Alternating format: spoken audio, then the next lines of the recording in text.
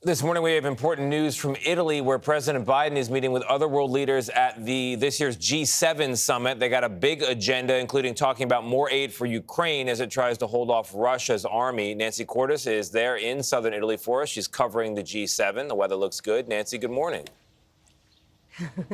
It sure is nice, Tony. The big news today is this long-term security agreement that President Biden is going to be signing with Ukrainian President Volodymyr Zelensky. It essentially commits the U.S. to supporting Ukraine for the next 10 years. We're talking about military training, weapons assistance, intelligence sharing, and more. 15 other nations have already signed similar agreements, and this deal does not commit any U.S. troops to Ukraine's fight against Russia.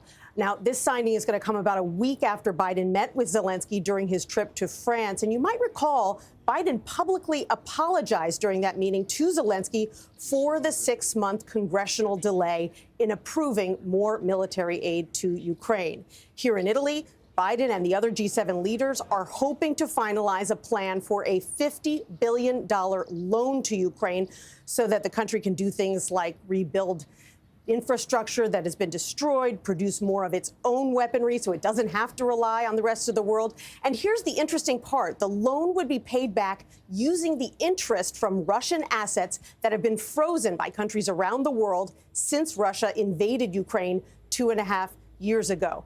Back to this 10-year agreement for a moment. It is meant to send a message to Russia that the U.S. is not going anywhere, even if this war drags on.